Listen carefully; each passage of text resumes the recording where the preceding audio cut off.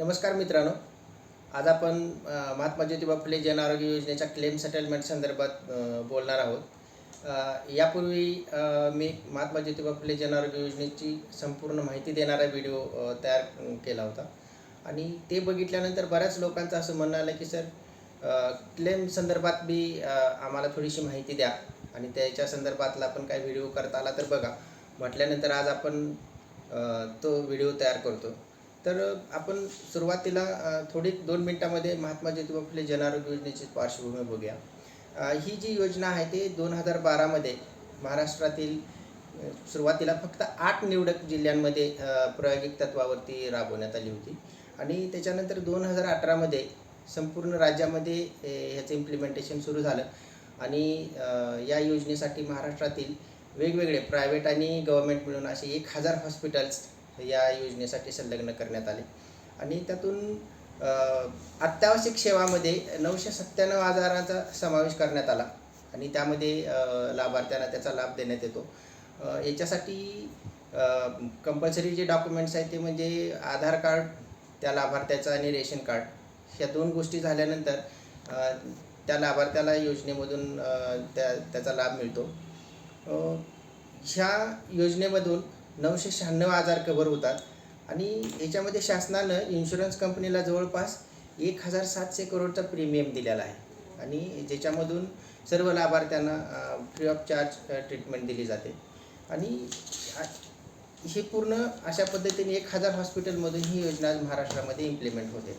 परंतु काय होतं आहे की योजना इम्प्लिमेंट होत असताना ह्या योजनेचे जे पॅकेजेस आहेत त्या हॉस्पिटल्सना अगदी कट टू कट पॅकेजेस आहेत.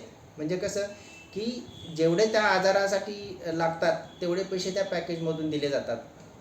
त्याच्यामुळं हॉस्पिटल्सना काय वाटते की ही पॅकेजेसची अमाऊंट खूप कमी आहे आणि बऱ्याच वेळेला काय होतं की जी मोठे मोठे हॉस्पिटल्स आहेत ज्यांच्याकडे चांगला क्वालिफाईड स्टाफ आहे, असे हॉस्पिटल्स चांगल्या पद्धतीने योजना राबवतात आणि ते त्याचा लाभ घेतात. परंतु बऱ्याच हॉस्पिटल्सना काही हॉस्पिटल्सकडून मिसगाईडसुद्धा केले जाते की योजना परवडत नाही आहे.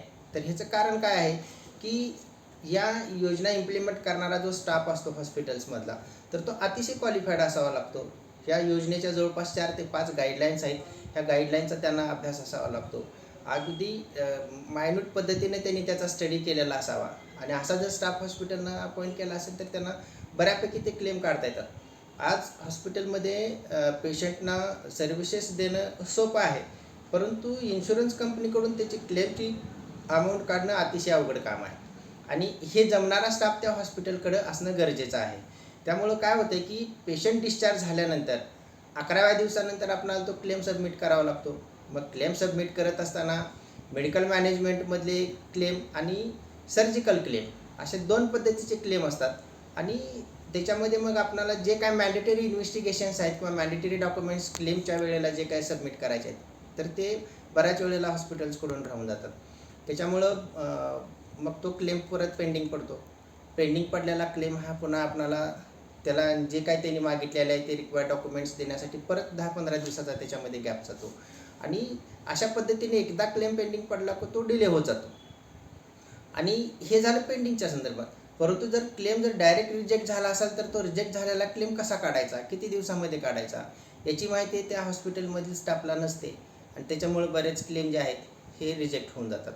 आणि बऱ्याच वेळेला काय होते की हॉस्पिटलमधला जो स्टाफ आहे तर तो मॅनेजमेंटला किंवा जे कोण ट्रीटिंग डॉक्टर्स आहेत यांना ह्या योजनेच्या क्लेम सेटलमेंट संदर्भातलं काही माहीत नसतं, पोर्टल संदर्भातलं काही माहीत नसतं. परंतु हा जो काही स्टाफ आहे तो ह्यांच्याकडून जे काही क्लेम्स राहून गेलेले आहेत किंवा काढायचे राहून गेलेले आहेत तर ती याबद्दल ती माहिती वेळोवेळी डॉक्टरांना देत नसतात आणि एक वेळेस त्याचा क्लेम काढायची जी काही वेळ आहे, टायमिंग आहे, ती एकदा निघून गेल्यानंतर ते क्लेम पूर्णपणे रिजेक्ट होतात. त्याच्यामुळे हॉस्पिटलचा ह्याच्यामध्ये स्टाफ लॉस हा खूप मोठ्या प्रमाणात होतो आणि तो जो होतो तो त्यांनी आपण केलेल्या अनक्वालिफाईड स्टाफमुळे. कारण ज्यावेळेस इन्शुरन्स कंपनी आपल्याला क्लेम देत असते त्यावेळेस ती क्लेम पूर्णपणे चेक करत असतात आणि जर क्लेम जर रिजेक्ट व्हायचा असेल तर किंवा करायचा असेल तर ते इन्शुरन्स कंपनी त्याला गाईडलाईनमध्ये बसवून नियमामध्ये बसवूनच ते कट केला जातो. परंतु तो नियमामधूनच बसवूनच आपण सुद्धा त्याला रिप्लाय देऊन तो कसा क्लेम काढायचा याचं नॉलेज त्यांच्या स्टाफला नसतं. त्याच्यामुळं बऱ्याच हॉस्पिटलचा लॉस होतो. आज महाराष्ट्रातले जवळपास जे काही 1000 हॉस्पिटल्स आहेत या प्रत्येक हॉस्पिटलचे क्लेम डिडक्ट झालेले आहेत. व एक करोडपासून 10 ते 11 करोडपर्यंत सुद्धा एका हॉस्पिटलचे क्लेम हे डिडक्ट झालेले आहेत. अशा हॉस्पिटल्सना आम्ही बऱ्याच वेळेला व्हिजिट्स पण केली, त्यांना माहिती देण्याचाही प्रयत्न केला. परंतु होतं काय की तिथली जी मॅनेजमेंट आहे किंवा जे काय डॉक्टर्स आहेत किंवा जे हॉस्पिटलचे डायरेक्टर्स आहेत, तर त्या लोकांचा त्यांच्या स्टाफवरती अतिशय विश्वास असतो आणि त्यांना असं वाटत असते की त्यांच्याकडचा जो स्टाफ आहे तो अतिशय चांगल्या पद्धतीने काम करतो, त्याच्यामुळं आमचं काही डिडक्शन नाहीच आहे असं त्यांना वाटत असतं. परंतु ज्या वेळेस आम्ही हॉस्पिटलमध्ये व्हिजिट्स करून त्यांना त्या MJPGYचा अनालिसिस करून देतो, ऑडिट करून देतो, सुरुवातीपासून आजपर्यंत तुमचे किती क्लेम झाले, अमाऊंट किती आली, डिडक्ट किती झाली, जर डिडक्ट झाली असेल, कमी झाली असेल तर ती कोणत्या कारणामुळे कमी झाली आणि ते आपल्याला काढता आले असते का, तर याबद्दल आम्ही त्या हॉस्पिटल्सना भेटून बऱ्याच ठिकाणी त्यांना आम्ही गाईड केलेलं आहे आणि बऱ्याच हॉस्पिटल्सना त्याच्यामधून क्लेमसुद्धा निघालेले आहेत.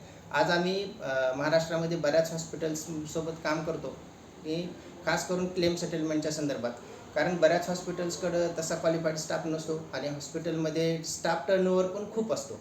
त्याच्यामुळे एक वेळेस जर का क्लेम अडकले तर ते वेळेत काढता येत नाही, त्याच्यामुळे हॉस्पिटलचा बऱ्याच प्रमाणात लॉस होत असतो.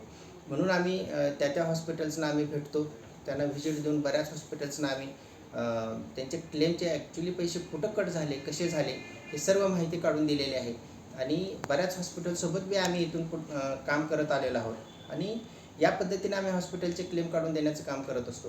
तर यापुढेही जर का कोणत्या हॉस्पिटल्सना असं वाटत असेल की आपले क्लेम बरेच अडकलेले आहेत किंवा त्याच्यामध्ये आपल्याला बराच लॉस होत चाललेला आहे, तर ते क्लेम आपल्याला काढता येतात, परंतु त्याला योग्य वेळेला योग्य पद्धतीने ते क्लेम गाईडलाईनचा वापर करून जर काढले तर ते वेळेत निघू शकतात आणि हॉस्पिटलचा जो काय लॉस होतो तो आपल्याला टाळता येतो.